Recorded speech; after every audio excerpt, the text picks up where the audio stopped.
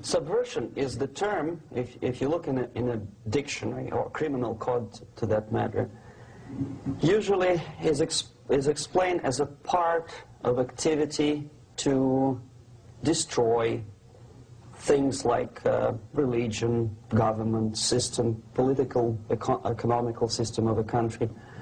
And usually it's linked to espionage and such romantic things as blowing up bridges, sidetracking trains, cloak and dagger activity in Hollywood style. What I'm going to talk about now has absolutely nothing to do with the cliché of espionage or KGB activity of collecting information.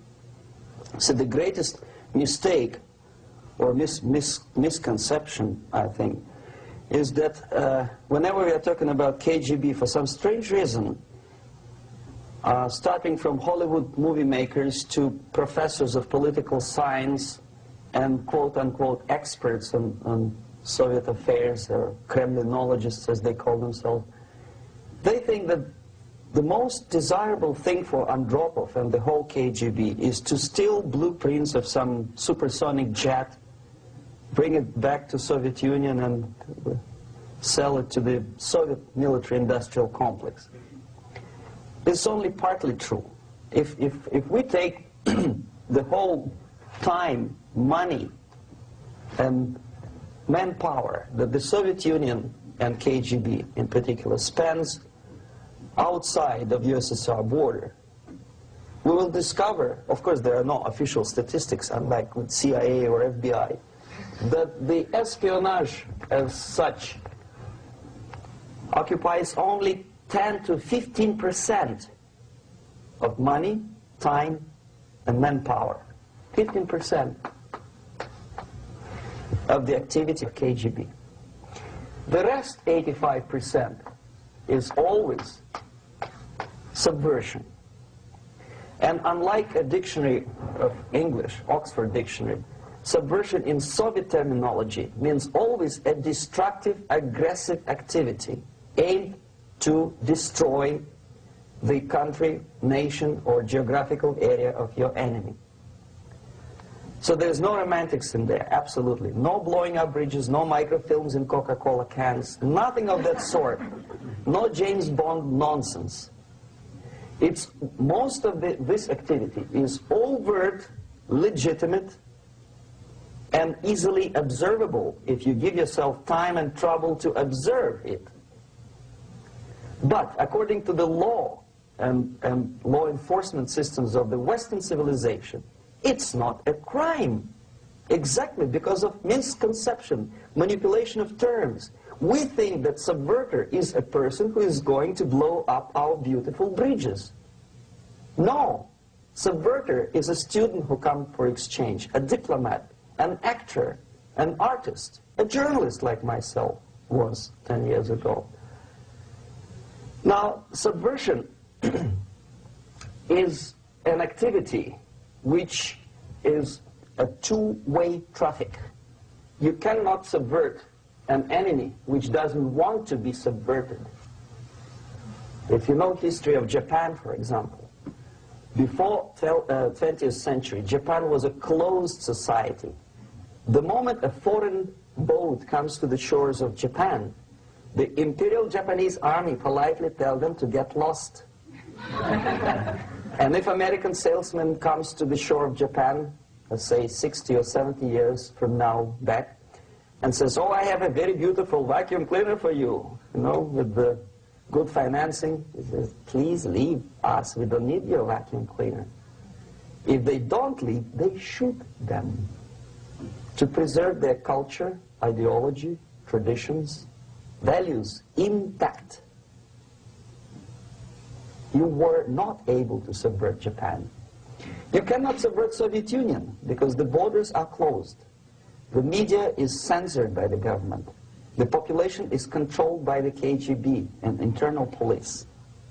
With all the beautiful glossy pictures of Time magazine and Magazine America, which is published by the American embassy in Moscow, you cannot subvert Soviet citizens because the magazine never reaches Soviet citizens.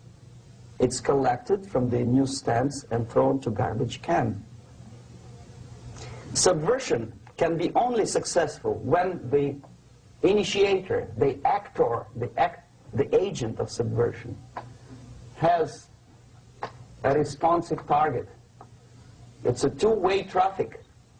The United States is a receptive target of subversion. There is no response similar to that one from United States to the Soviet Union. It stops halfway somewhere. It never reaches here.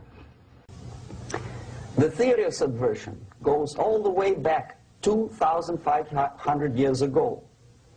The first human being who formulated the tactics of subversion was a Chinese philosopher by the name of Sun Tzu.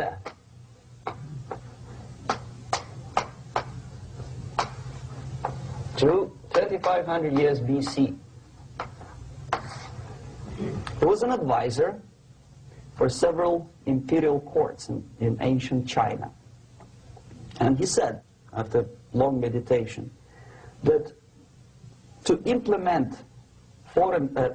state policy in a warlike manner, it's the most counterproductive, barbaric, and inefficient to fight on a battlefield.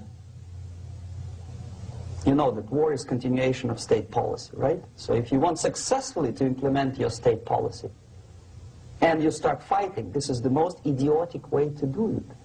The highest art of warfare is not to fight at all, but to subvert anything of value in the country of your enemy, until such time that the perception of reality of your enemy is screwed up to such an extent that he does not perceive you as an enemy, and that your system, your civilization, and your ambitions look to your enemy as an alternative, if not desirable, then at least feasible. Better red than dead. That's the ultimate purpose, the final stage of subversion, after which you can simply take your enemy without a single shot being fired, if the subversion is successful. This is basically what subversion is. As you see, not a single mentioning of blowing up bridges. Of course, Sun Tzu didn't know about blowing up bridges. Maybe there were not that many bridges at that time. But the basics of subversion is being taught to every student of KGB school in USSR and to officers of military academies. I'm not sure if the same author is included in the list of reading for American officers, to say nothing about ordinary students of political science. I had difficulty to find the translation of Sun Tzu in the library of a university in Toronto and later on here in Los Angeles. But it's a book which is not available. It is forced to every student in USSR. Every student who is taught to be dealing further in his future career with foreigners. What subversion is? Basically, it consists of 4 periods, time-wise. If we start from here and go this way, time, right? This is the beginning point. The first stage of subversion is the process which is called, basically, demoralization. It says for itself what it is.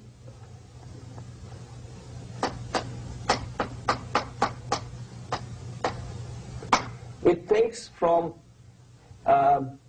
say, 15 to 20 years to demoralize a society. Why 15 or 20 years?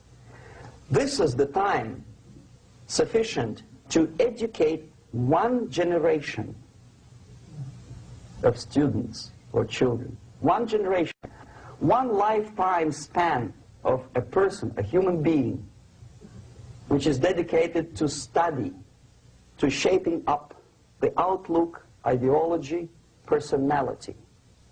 No more, no less. Usually it takes from 15 to 20 years.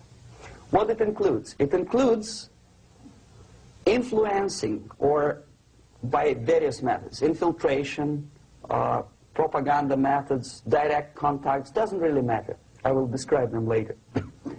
Of various areas where public opinion is formulated or shaped. Religion, educational system, social life, administration, law enforcement system, military, of course, and labor and employer relations, economy. Okay? 5 areas. I will not write them down because we will not have enough space. Sometimes when I describe all the methods, students ask me question, are you sure this is the result of the Soviet influence? Not necessarily. You see, the tactic of subversion, about which I'm talking, is similar to the martial art, the Japanese martial art. If some of you are familiar with that tactic, probably you will remember that if an enemy is bigger and heavier than yourself, it would be very painful to resist his direct strike. If a heavier person wants to strike me in the face, it would be very naive and counterproductive to stop his blow. The Chinese and Japanese judo art tells us what to do. First to avoid the strike, then to grab the fist and continue his movement in the direction where it was before, right? Until the enemy crashes in the wall. You see? So, what happens here? The target country obviously does something wrong. If it's a free democratic society, there are many different movements within the society. There are obviously, in every society, there are people who are against this society. They may be simple criminals, ideologically in disagreement with the state policy, conscientious enemies, simply psychotic personalities who are against anything, right? And finally, there are a small group of agents of a foreign nation, bought, subverted, recruited, right? The moment all these movements will be directed in one direction, right? This is the time to catch that movement and to continue it until the movement forces the whole society into collapse, into crisis, right? So that's exactly the martial art tactic. We don't stop an enemy. We let him go. We help him to go in the direction we want them to go. Okay?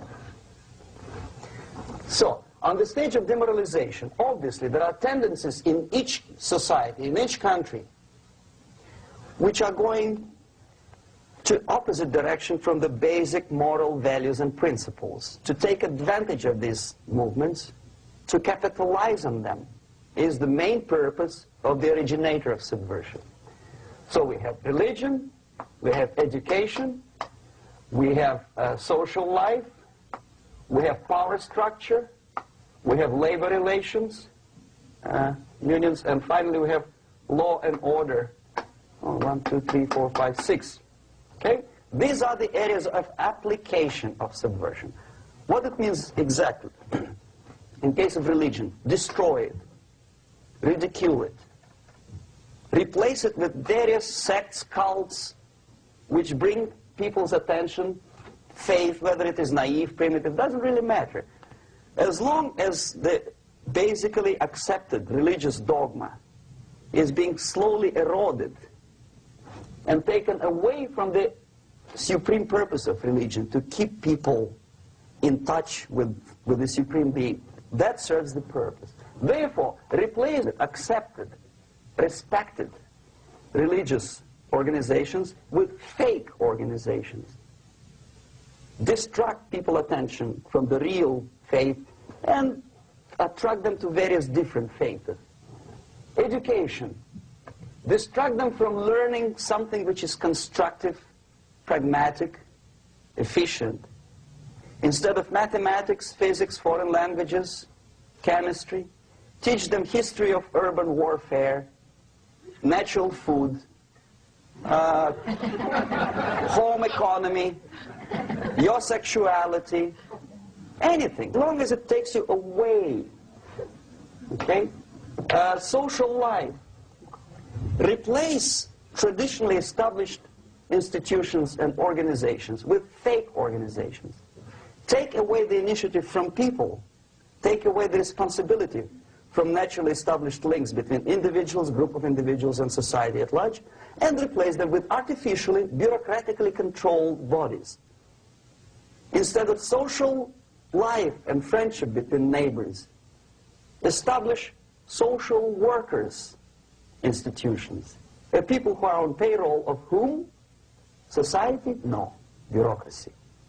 The main concern of social workers is not your family, not you, not social relations between groups of people. The main concern is to get the paycheck from the government.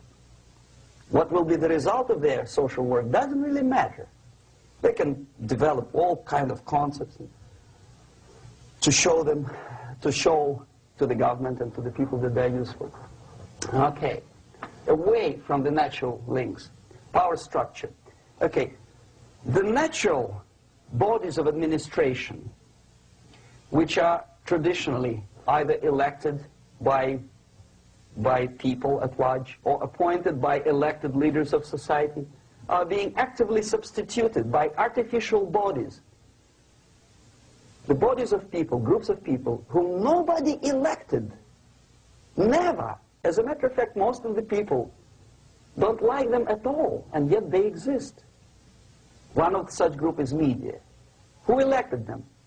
How come they have so much power? Almost monopolistic power on your mind. They can rape your mind.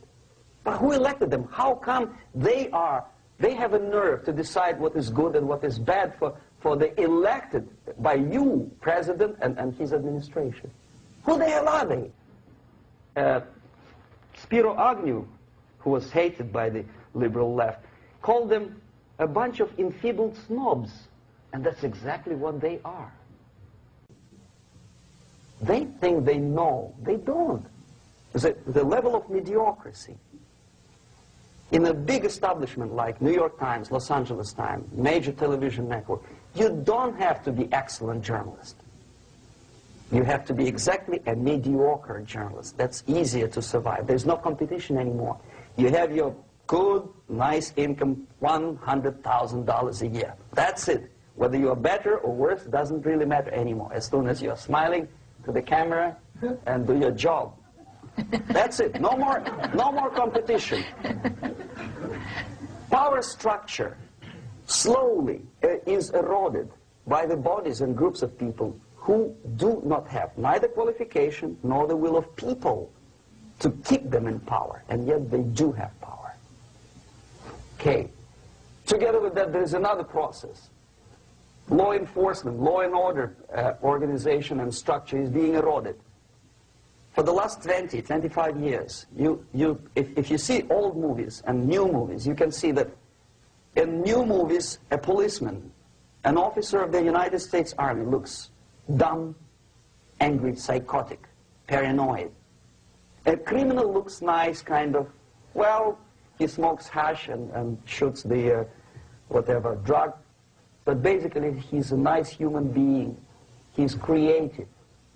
And he's unproductive only because society oppresses him. Whereby a general of Pentagon is always, by definition, a dumb, a war maniac. A policeman is a pig, rude policeman. He abuses his power. No? A generality, generalization like that. The hatred, the mistrust to the people who are supposed to protect you and enforce law and order. Moral relativity. The Angelo Buono process lasted 2 years in Los Angeles. Relativity. The Angelo Buono process lasted 2 years in Los Angeles. And yet there are still some lawyers who say, look, he's a nice character, as a matter of fact. There was some witness who said, also a criminal, who said, well, he's a nice guy. I asked him one day to burn a house of my enemy, and he wouldn't do it. He's a nice fellow. Erosion. A slow substitution of basic moral principles, whereby a criminal is not a criminal, actually. He's a defendant. Even if his guilt is proven, there is still a doubt to kill or not to kill, to be or not to be. Thou shalt not kill, yes, but this line may not necessarily be applicable to a murderer. Thou shalt not murder, that should be the presumption, not that thou shalt not kill. Okay, labor relations. At this stage, within 15 to 20 years, we destroy the traditionally established links of bargaining between employer and employee.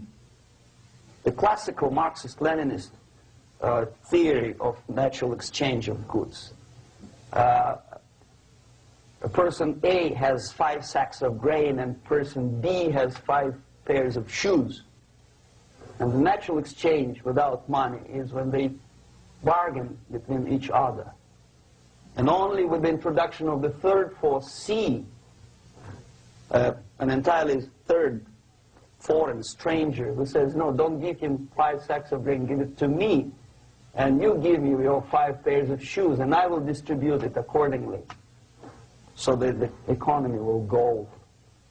This is the death of natural exchange, death of natural bargaining. Well, trade unions were established 100 years ago.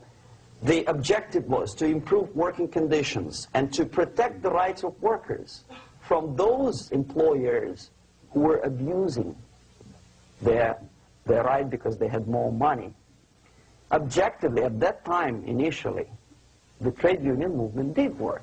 What we see now is that the bargaining process is no longer resulting in the compromise, which is leading objectively to betterment of working conditions and increase of salary. What we see is that after each prolonged strike, the workers lose. Even if they have 10% increase of their salaries, they cannot catch up due to inflation and due to missed time. More than that, millions of people suffer from that strike because economy now is interdependent. It's intertwined like one body. If previously steel workers, say 100 years ago, could strike and nobody would suffer, now it's impossible anymore. If a garbage collector strikes today, the rest of the multi-million city is stinking. I mean, there's no more service. In Quebec, for example, we had the electricians who were on strike in the middle of winter. You can freeze your bottom, and they still were on strike. Did they catch up with the salary? No, they lost. Who benefited? The leaders of trade unions. What is the motivation for strike? Improving of a workers' condition? No, obviously it's not. Then what is it? Ideology. To prove to these capitalists. And the obedient horde of workers, like sheep, follow these people. And they cannot disobey. Why? Because if they do, you know what happens to them. Pickets, murders, shooting truck drivers by picketers. In Montreal, for example, I saw with my own eyes when I was correspondent of CBC, International, Canadian Broadcasting Corporation, when the workers of aircraft factory destroyed computers and the equipment in the factory. And the administration employed strike breakers. Their cars were turned upside down and burned. Their houses were burned. Their kids were intimidated. And some victims were there. Of that you can be sure. Why? To improve conditions of workers? No. Ideology. Okay, so this is what happens basically. It may or may not happen without the help of the Soviet Union. But the natural tendencies are being greatly taken advantage of and capitalized by the Soviet propaganda systems. How? Whenever trade union strikes, we have influx of propaganda, mass media, ideological dissemination. The workers' right, and we repeat it like parrots. Yes, workers' right. Whose rights? Workers? No. The only freedom of worker to sell his labor according to his own desire and will is taken away from him. By whom? By trade union boss. Unlimited power is given. Responsibility. I want to sell my labor not for $2.50 an hour, but for $2. I don't have right. My freedom is denied to me. I know that if I sell my work for $2 an hour, not for $3 an hour, I will compete better with the other guy who is lazy and more greedy. I don't need $3. I need only $2. No, I was made to believe by media, by business, by advertising agencies that I need more and more and more. Have you ever heard any advertising on TV to consume less? No. No way. Whether you need a six-cylinder car or not, you have to buy it. And hurry up. When I was driving here on the local radio station, an excited announcer said, "You hurry up, rush and save, save, save. There is a pantyhose sale." Save by buying more. See? Of course. It would be too naive to expect that KGB makes that advertising agency to do such a crazy commercial. No, of course not.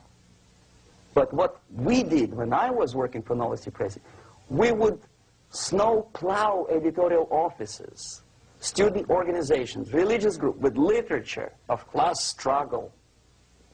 If not directly Marxism-Leninism propaganda, then a propaganda of the legitimate aspirations of working class, betterment of life, equality. Equality, mind you.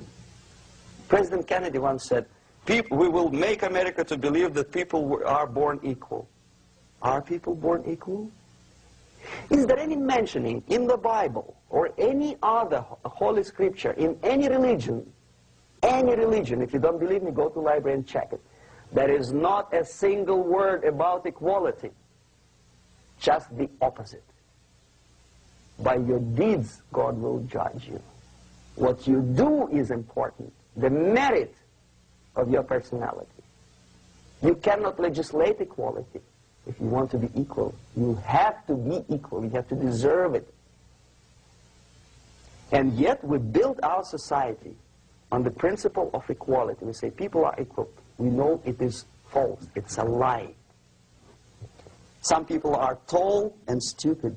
Others are short, bold, and clever.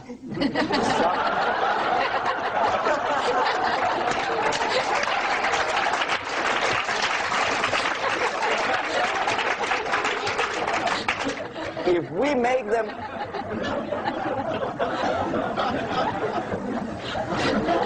we make them equal by force, if we put the principle of equality in the basis of our socio-political structure, it's the same thing as building a house on sand. Sooner or later it will collapse, and that's exactly what happens. And we, as Soviet propaganda makers, are trying to push you in the direction which you go yourself. Equality, yes, equality. People are equal. Land of equal opportunities. Is it true or not? Think about it. Equal opportunities. Should there be equal opportunities?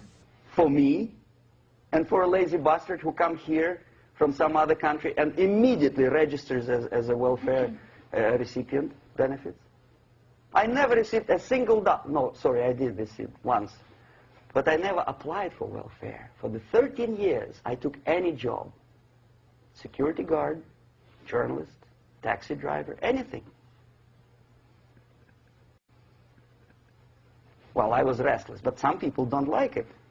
They immediately. So why should we have equal opportunities? Why? The equal opportunity to excel. Equal opportunity in equal circumstances, yes, but you know people are different. To excel, yes, provided we reach the same level of excellency, perfection, which is hypothetical, distant future. Yes, maybe. But we know perfectly well that even with the best intentions, people could not be equal. Why should we have equality in the, say, legal system? Myself, I'm considering myself a law-abiding citizen, and a person who comes here to rob and shoot, say, the United States administration under Carter imported thousands of Cuban criminals. They were non-criminals, yet they were accepted. Do you think it's fair if myself and my wife from Philippines, who work like, Horace, as a lab technician in a hospital, should have the same rights as a criminal from Cuba? Why? And yet we repeat as parrots, equality, equality, equality. And the Soviet propaganda system helps us to believe that equality is something which is desirable. Democracy, as it was established by fathers of this country, of this system in the last century, is not equality. It's the system where different people, unequal people, have a chance to survive and help each other in constant competition, in constant perfection, not inequality, which is superimposed from a godfather or a nice person in Washington, D.C. And the absolute equality exists in Soviet Union, quote-unquote equality. Everybody is equal in dirt, except some people are more equal than the others in Politburo. So, the moment you bring a country to the point of almost total demoralization, when nothing works anymore, when you are not sure whether it is right or wrong, good and bad, but there's no division between evil and good, when even the leaders of church sometimes say, well, violence for the sake of justice, especially social justice, is justified in countries like Nicaragua, El Salvador, well, maybe Rhodesia, and we listen to them and say, yeah, probably it's true. Is it true? No, it is not true. Violence is not justified, especially for the sake of quote-unquote social justice introduced by Marxist-Leninists, that is my former colleagues from Novosti Press Agency. Okay, so we reached that point. The next step is destabilization.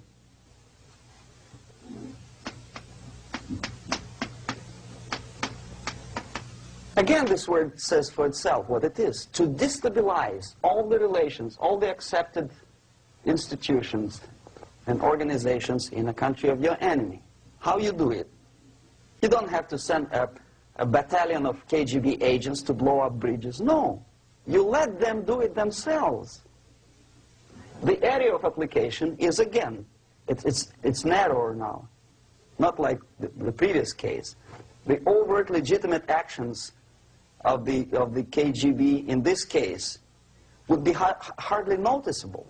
There is no crime if a professor who recently went to USSR introduces a course of Marxism-Leninism in a Californian college, for example. Nobody is going to come to his doorstep and say, okay, mister, come, you are under arrest. No, it's not a crime. It's not even considered a moral crime against your country. So the area of application here is narrowing down to economy, again, labor relations, right? To law and order, plus military. And economy, law and order. Yes, and again, the media, but wider scope, a little bit different. I'll explain later. Okay, basically 3 areas. Economy. The radicalization of bargaining process. If on that stage we still could achieve, theoretically, some positive compromise between the negotiating sides with say, the arbitrary, introduction of arbitrary judges, a third side, objectively judging the demands of both sides. Here it's radicalization. On the stage of destabilization, we cannot come to compromise even within a family. The husband and wife couldn't figure out which is better. Husband wants his kids to eat at the table, and wife wants him, a child, to roam around the room and drop food all over the floor. They cannot come to compromise unless they start a fight. It's impossible to reach a compromise, constructive compromise, between neighbors. Some people say, I don't like you to watering your lawn at that time because exactly at that time I'm walking my dog and he's getting nervous. He cannot pass his bowels, you know. So they cannot compromise. They go to a civil court or something like that. radicalization of human relations. No more compromise. Fight, fight, fight. The normal, traditionally accepted relations are destabilized. The relations between teachers and students in schools and colleges. Fight. The relations between, in economical sphere, between laborers and employers are further radicalized. No more acceptance of the legitimacy of demands of workers. Unlike Japanese, with the theory Z, if you ever heard about it, where the workers are involved in the decision-making process, therefore they don't have moral incentive to fight their bosses. In the United States, it's just the opposite. The harder is the fight, the better. The more heroic they look.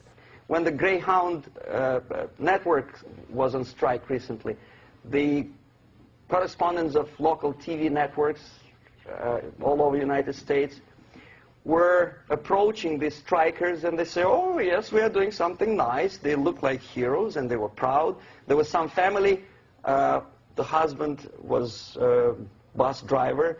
Now they decided in a protest against the bosses to camp somewhere in the forest. And they were presented to the audience as a heroic, nice people. You see? The violent clashes between passengers, picketers, and the strikers are presented as something normal. 10, 15, 20 years ago, we would be angry, say, why so much hatred? Today we are not. We say, well, commonplace. Radicalization, militarization sometimes. As I explained on that stage, I took a step a little bit further. Shooting people. Okay, law and order now also is pushed into the area where previously people settled their differences peacefully and legitimately. Now we are getting with this court cases in the smallest irrelevant cases. We cannot solve our problems anymore. The society at large becomes more and more antagonistic between individuals, between groups of individuals, and the society at large. The media puts himself in the opposition to the society in general, at large. Separate, alienated. Okay? On that stage, you remember I was talking a couple of hours ago about the sleepers. That's when the students from, say, United States, if they are trained in Lumumba University, or developing nations, that's the students I was dealing with, are being sent back from the Soviet Union here. Or if they were already in the United States, in the country, which is the object of subversion, they spring to action. The sleepers go up. They slept for 15 to 20 years. Now they become leaders of groups, preachers, I don't know, public figures. Prominently they actively include themselves in a political process. All of a sudden we see a homosexual. 15 years ago he did his dirty job and nobody cared. Now he makes it a political issue. A political issue. He demands recognition, respect, human rights, and he rallies a large group of people. And there are violent clashes between him and police, his group and ordinary people, no matter what. It's black against white, yellows against green, doesn't matter where the division line goes.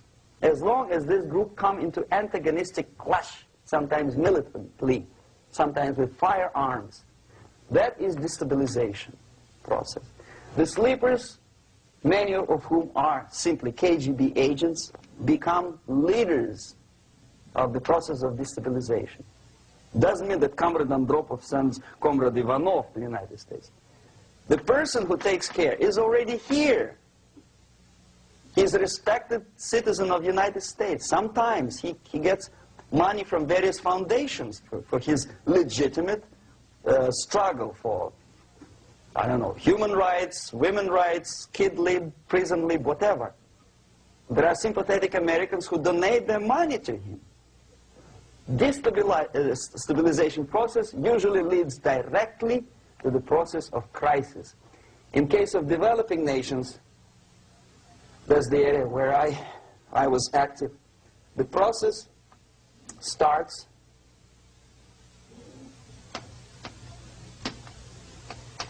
when the legitimate bodies of power, the social structure collapse. It cannot function anymore. So instead, we have artificial body injected into society, such as non-elected committees. You remember I was talking about them here. Social workers who are not elected by people, media who are self-appointed rulers of your opinion, some strange groups which claim that they know how to lead society forward. They don't usually. All they care is how to collect donations and sell their own concocted ideology, mixture of religion and ideology. Here, we have all this artificial body claiming power. If the power is denied to them, they take it by force. In case of Iran, for example, all of a sudden we have revolutionary committees. What kind of revolution? There was no revolution yet, and yet they had the committees. They were taking power of judgment. They had the power of execution, they had the power of legislation, and that they had the power of judicial. All of them combined in one person, who is half-baked intellectual, sometimes graduated from Harvard University or Berkeley.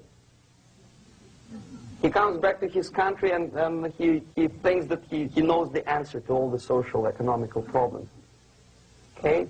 Crisis is when society cannot function anymore productively. It collapses, obviously. That's the word for crisis. So therefore, the population at large is looking for a savior. The religious groups are expecting a Messiah to come. The workers say, we have family to feed. Let's have a strong government, maybe socialist government, centralized. When somebody put the employers on their place and let us work. We are sick and tired of going to strike and missing overtime and all that stuff. We need some strong man, strong government, a leader, a savior is needed. Population is sick and tired already. And here we are. We have a savior. Either a foreign nation comes in, or the local group of leftists, Marxists, no matter what they call themselves, Sandinista, a reverend or some sort, Bishop Muzureva, like in Zimbabwe, doesn't matter. A savior comes and says, I will lead you. So we have two alternatives here. Civil war, an invasion. Okay? See how it goes? Civil war, we know what it is. Lebanon is the best example. The civil war, which was artificially implanted in Lebanon by injection of force of PLO, Palestinian Liberation Organization. Invasion we have in many other countries like Afghanistan, name any East European country, it was invaded by the Soviet army. But the result is the same. The next stage is normalization. Normalization is a very ironic word, of course. It is borrowed from 1968 situation in Czechoslovakia, when the Soviet propaganda, and after them New York Times, declared the country is normalized. The tanks moved into Prague, so there's no more Prague Spring, there's no more violence. Normalization. At that stage, the self-appointed rulers of the society don't need any revolution anymore. They don't need any radicalism anymore. So this is the reverse from destabilization. Basically, it is stabilizing the country by force. So all these sleepers and activists and social workers and liberals and homosexuals and professors and Marxists and Leninists are being eliminated physically sometimes. They've done their job already. Okay? They are not needed anymore. The new rulers need stability to exploit the nation, to exploit the country, to take advantages of the victory. Okay? So no more revolutionaries, please. And that's exactly what happens in a number of countries. You remember Bangladesh? This is the crisis in which I was instrumental. First they had Mujibur Rahman. In 1971, he was the leader of People's Party, Awami League, with mustache like Stalin. He was in Russia many times. In 5 years, he was shot by his former colleagues, Marxists. He fulfilled his function. In Afghanistan, it happened 3 times. First there was Taraki, then there was Amin, now there's Babrak Karmal. They killed each other successively, one after another. The moment he fulfills his duty, the first one demoralized country, the second destabilized, the third one brought it to crisis. Goodbye, comrades. Babrak Karmal comes from Moscow and put into the seat of power. Same thing happened in Grenada recently. Maurice Bishop, Marxist, was killed by Austin, what's his name, General something, who was also a Marxist. Right? So no more revolutions, please. Normalization now. From now on, no more strikes, no more homosexuals, no more women lib, no more kid lib, no more lib, period. Good, solid, democratic, proletarian freedom. That's it. Now, to reverse this process takes enormous effort. When today, United States had to invade Grenada to reverse the process of subversion. Some people say, boy, this is not good, it's not kosher to invade the beautiful country, island of Grenada. Well, why didn't you stop the process here, when Grenada was just approached by leftists? Why not to prevent Maurice Bishop to come in power in the first place? Did Grenadians want him? Very questionable. They didn't know who was Maurice Bishop in the first place. He came to power by coup d'etat himself. Okay? No, we let the situation develop further and further and further until the crisis and normalization very soon. And then the United States decided to invade country, discovering that the country was absolutely a military base for the Soviet Union. Of course it's a drastic measure. Of course it's a pity that Marine Corps had to lose, what, 17 lives. Very bad. Why not to stop the process before it comes to crisis? Oh no, intellectuals will not let you. It's interference into domestic affairs. They're very careful not to let American administration to interfere in domestic affairs of Latin American countries. They don't mind Soviet Union interfere in these affairs. Okay. So to reverse this process, from here, it takes only and always military force. No other force on earth can reverse this process at this point. At this point, it does not take military invasion of the United States Army. It takes strong action, like in Chile, a CIA covert involvement to prevent the savior from outside to come into power and to stabilize country before it erupts into civil war. Country before it erupts into civil war. Okay? Support the right-wing conservative forces. By money, by crooks or love, doesn't matter. Stabilize the country. Don't let the crisis develop into civil war or invasion. Oh no, your liberals will say it's against the law. The Congress will not appropriate money for covert actions of CIA. Why not? Should we wait till the normalization come and Soviet tanks land in Los Angeles airport? Now, at that point, at the point of destabilization, also the process could be reversed. Again, easily than this. No CIA involvement at this point. You know what it takes here? Restriction of some liberties for small groups which are self-declared enemies of the society. As simple as that. Oh no, the media and liberals will tell you this is against the American Constitution. How can we by force deny the civil rights to criminals, for example. It's not good. Okay? So we allow them to. Okay, if you allow the criminals to have civil rights, go on and bring the country to the crisis. This is a bloodless way to do. Curb the rights. I mean, not to put them in prison. No, no, I'm not talking about putting all the gays from San Francisco in the concentration camp. Do not allow them to take political force. Do not elect them to the seats of power, whether it is municipality level, state level, or federal level. It has to be beaten in the heads of American voters that a person like that in the seats of power is an enemy. Do not be afraid of this word. It is an enemy. If he is not an enemy here, he will be here. Later on, he will be shot, of course. But at this point, he is an enemy. Okay? You are doing great service by denying him a right to capitalize on his own crazy ideas and become a powerful man, a man who uses the seat of power.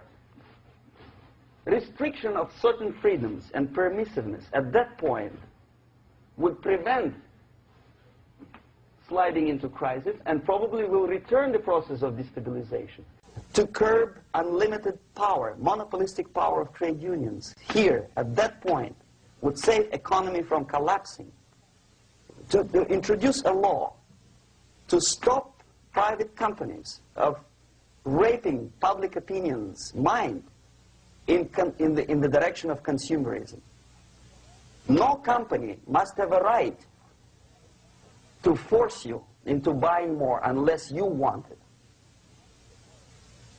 There must be a law. You want to advertise your car? Okay. But not a single mentioning of buying it now and saving money. It must be against the law to force people to consume more. Self-restraint. Previously, before this process started, the self-restraint was a business of church, religion. Because our preachers, the fathers of church, would tell us, material values are good, but it's not the prime function of human being. Because you have to live with something. Obviously, the design for our life is not to consume more deodorants. There must be something greater. If such a complicated instrument as human body was created, obviously there must be some higher purpose for that. And it's very easy to avoid destabilization by denying the greedy companies one little freedom, one little liberty, forcing you into turning yourself into processors of unwanted products and goods. They turn you into machines, like the worm who there's inlet and outlet. So, and how long an average appliance lasts these days? Less than a year. Why? Where's workmanship? Well, we want you to buy more. Okay. Destabilization process could be easily overcome if, as I say, the society, by its own will or after persuasion by the leaders, will come to the idea of self-restraint. It's so hard we want to consume more, but you have to. Unless you will come to this stage, when, as we say in Russia, if Sahara Desert ever becomes a communist state, there will be shortage of sand. So you have to curb your... You have to curb your expectations at this point before it's too late. But no, we don't want to do it. Demoralization process. Again, it's the easiest thing to reverse. First of all, by restricting import of propaganda. The easiest thing to do. Unlimited, unrestrained import of Soviet literature, Soviet journalists, giving Soviet propaganda and ideological agitators equal time on American TV network. It has to be stopped. And it's easy. They won't be offended, mind you. As a matter of fact, they will respect America more. But when my former colleague Vladimir Posner appears on Nightline, and Ted Koppel asks him, well, Vladimir, what do you think about this? And what can he think? He's an instrument of propaganda. He thinks what Comrade Andropov tells him to think. He's just a nice, articulate mouthpiece of the Soviet subversion system. And Ted Koppel makes you believe that my friend Vladimir Posner thinks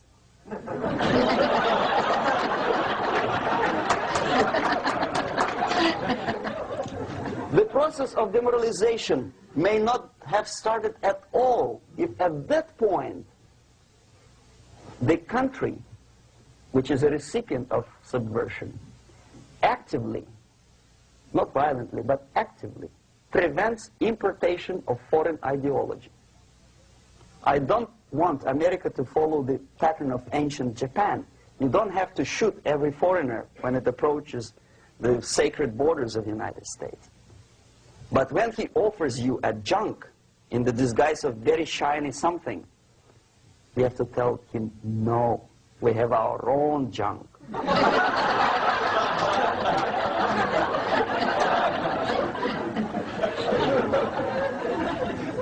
If at that point the society is strong, brave, and conscientious enough to stop importation of ideas which are foreign, then the whole chain of events could be prevented. Recently I've been to Philippines, and I was shocked how in big cities like Manila, children listen to deafening music. A melodious nation with long traditions of good, nice ethnic music, introduced by Spanish long time ago, maybe 2 centuries, 3 centuries ago, I don't remember how long.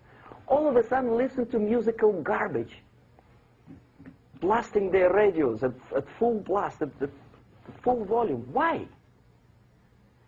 In India, I spent many years watching the reactions of Indians walking out of movie theaters after seeing Hollywood production. They couldn't figure out why Americans are so wasteful. They smash their cars, their shiny cars, every 5 minutes. How come they shoot each other for $500,000? Is it true that they're so obsessed with sex? Can you imagine showing a movie where each 5 minutes there's a copulation on the screen to a country like India with long tradition of respect to these private matters, or to Pakistan? And United States expect these people to respect you? No way. Oh yes, they will see the movie, they'll pay 5 rupees to see that garbage, but they walk out and will tell their kids, don't respect Americans, don't be like Americans. See?